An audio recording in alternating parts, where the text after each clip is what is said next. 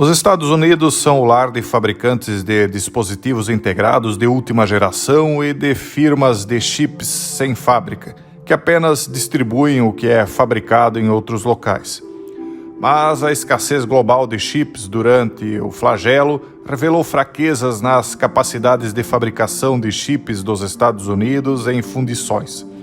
A avaliação da administração Biden das cadeias de suprimentos globais de semicondutores reconhece que, embora os Estados Unidos liderem em projetos de sistema em chip, faltam fundições físicas para aumentar a produção de chips em escala para mitigar o risco de escassez destes mesmos chips no futuro.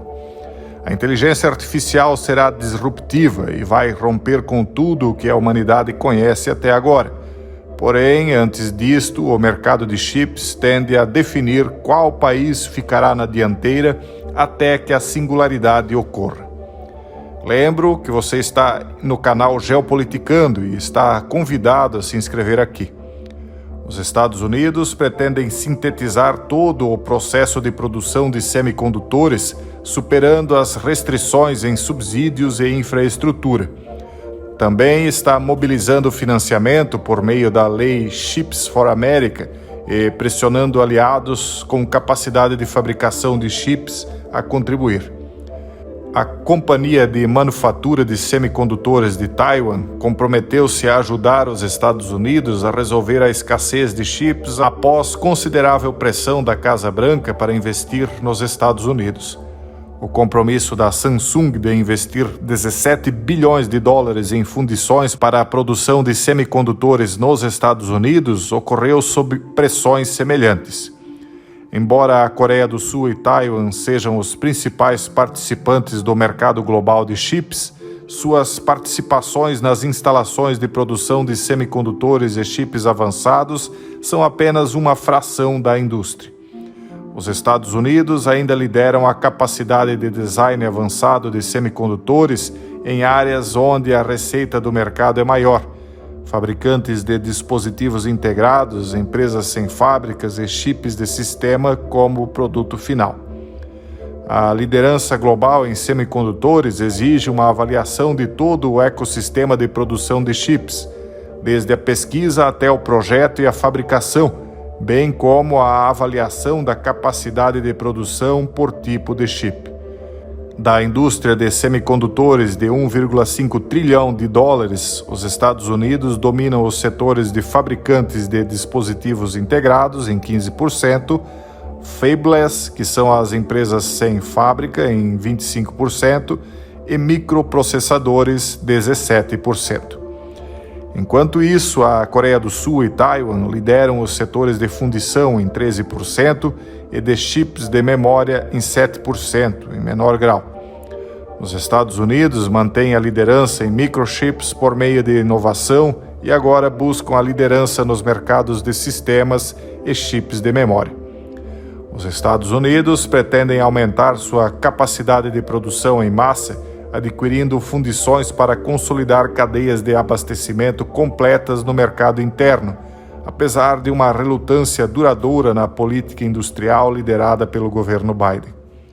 Os atritos entre Estados Unidos e China e a guerra de chips travada entre o Japão e a Coreia do Sul mostram que o objetivo final dos Estados Unidos é amalgamar aliados do leste asiático em uma cadeia de suprimentos global comandada pelos próprios Estados Unidos da América.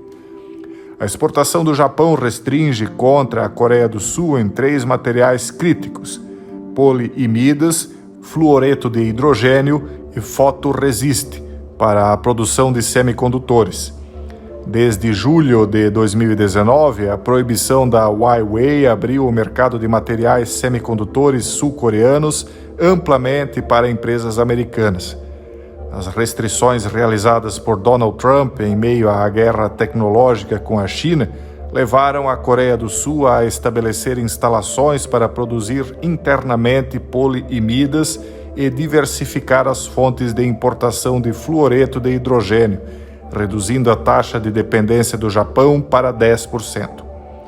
A administração Moon Jae-in, na Coreia do Sul, enfatizou a autossuficiência, implicando que a Coreia do Sul lentamente se afastará da dependência do Japão.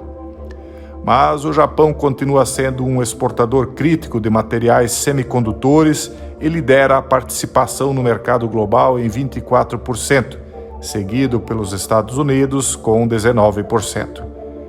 O Ministério do Comércio, Indústria e Energia da Coreia do Sul conseguiu induzir $28 milhões para uma nova fábrica em Cheonan da investidora norte-americana DuPont para a produção de fotoresist, o elemento contido que a Coreia do Sul teve dificuldade em transitar para a produção nacional.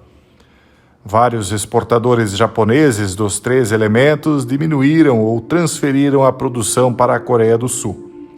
Os controles de exportação do Japão revelaram uma fonte de risco para os produtores de chips sul-coreanos.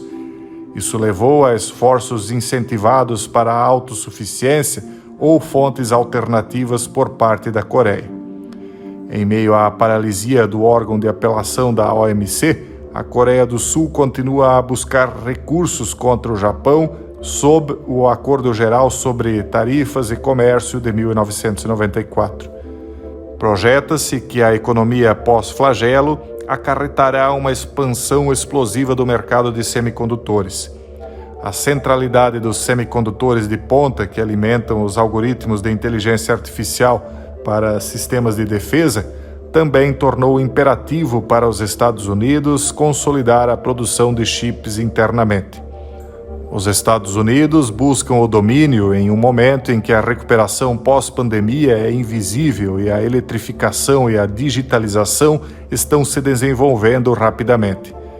Os semicondutores serão a principal fonte desse impulso, à medida que os Estados Unidos reforçam sua iniciativa de interromper o fluxo de tecnologia de chips para a China. Independentemente do atrito entre a Coreia do Sul e o Japão, a política dos Estados Unidos de conquistar a liderança em chips será mantida. Isso, com toda a certeza, é a maneira que o governo americano enxerga para combater a China a um longo prazo, já pensando num cenário pós-flagelo. Capturar para si o mercado de semicondutores, que, pelas projeções, será o maior mercado do mundo pós-flagelo, deixaria a China dependente ou, pelo menos, enfraquecida, colocando os Estados Unidos em boa posição estratégica. É tudo, evidentemente, um jogo geopolítico, pensando no futuro.